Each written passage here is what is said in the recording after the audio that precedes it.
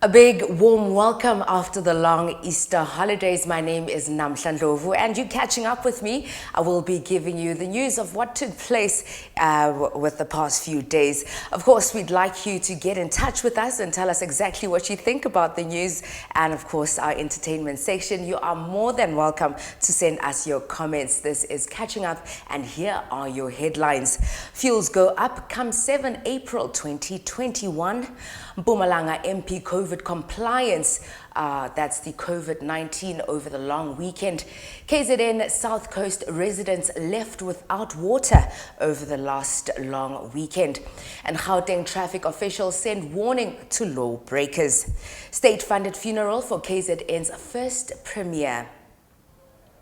And then civil organization want Ramaphosa to learn sign language.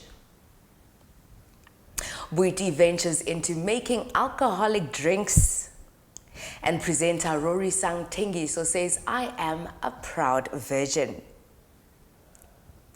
And now let's get into our main news bulletin.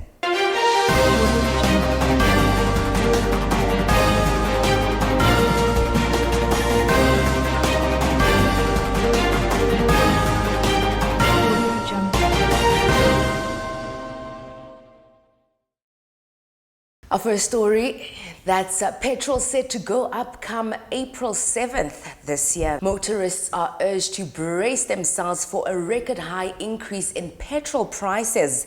Automobile Association spokesperson Leighton Beard said, when you look at the petrol price going up by R1, it's pushing petrol up into a record territory and the diesel price isn't far behind.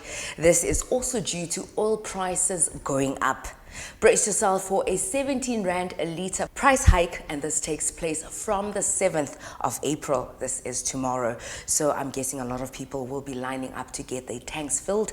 And then to our second story, Mpumalanga MP, that's COVID-19 compliance over the long Easter weekend. Mpumalanga is amongst the provinces that have the highest COVID-19 non-compliance levels in the workplace, according to the National Department of Employment and Labour. Inspector General Aggie Mwilwa said the highest non-compliance levels are in Mpumalanga, Limpopo and Northern Cape at 66, 64 and 59% respectively. Moving on to our next story. Residents of KZN South Coast town face an Easter weekend without water. Residents of a KwaZulu-Natal South Coast town were livid at the prospect of spending the Easter weekend without water, and it actually happened. This has been going on for the past 3 or 4 months, and community activist and resident Ibrahim Shaikh told a local paper. He also said that Heberden, a local tourist destination, had no water supply for a few months. Shaikh has also been helping with the water supply to local residents in the rural communities outside Heberden. Hopefully the situation will come to some sort of conclusion. They'll get some sort of help, hopefully soon. And then Gauteng traffic officials send warning to lawbreakers as congestion increases. As the traffic volumes increased on the country's major highways, Gauteng law enforcement officials pleaded with motorists to exercise extra caution. Thousands of people expected back to the province from holiday making over the past long Easter weekend.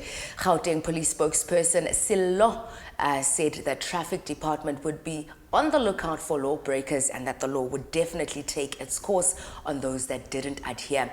And this is for motorists and pedestrians alike. And moving on to our next story, state funeral for KZN's first premier, that's Dr. Frank Mhlalosi.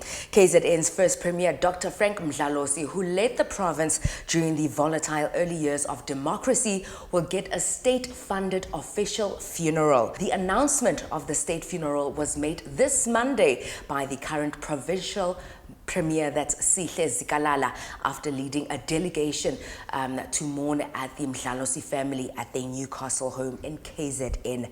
The 89-year-old Mhlalosi succumbed to COVID-19 on Saturday. At that time of passing, he had retired from politics. R.I.P. Dr. Frank Mhlalosi. All right, moving on to our next story. Civil organization wants Ramaphosa to learn sign language. An organization called Tourism Friendly said the president had ignored a promise he made last year to the deaf community that sign language would become the 12th official language. The organization's director, Ian Gunn, said the recognition of South African language would accelerate and deepen the inclusion. The president made a promise and should keep it. He should learn sign language as a sign of solidarity and make it the official 12th language. Hopefully, we shall get a positive response from Parliament on this ruling very, very soon. Now, it's time to remind you to please send us your comments and suggestions on our social media pages. We really appreciate hearing from you. We enjoy bringing you the latest and best entertainment. Of course, do engage with us. We really love hearing from you, like I said. Now, we take a look at what made news with some of your favorite South African personalities this past long Easter weekend. Boeti ventures into alcoholic beverages. Hey, rapper Boitumelo Thule, also known as Boeti, is now making waves with her interest in bevs. She's making alcoholic and non-alcoholic beverages for her fans.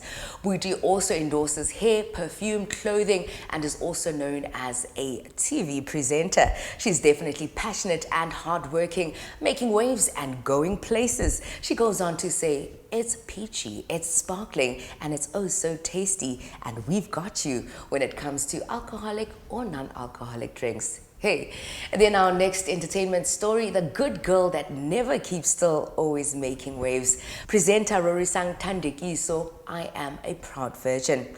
Ever bubbly and beautiful, this multi-talented star presenter prefers to keep it real. Having started on TV as just a teenager, Rorisang, as she is affectionately called by her fans, prefers to wait for Mr. Right, and she says she believes God knows who will be her perfect suitor.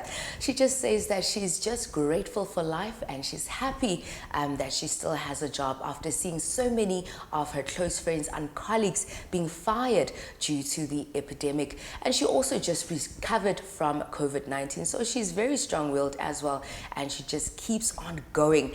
And she also says waiting is better, and respecting one's body and keeping pure is definitely the best way to go. Well done to you, Rorisang. Hopefully the gents and ladies will also take heed to that advice. And that brings us to the end of catching up with myself, Namhla, all the way from Johannesburg, South Africa, with love.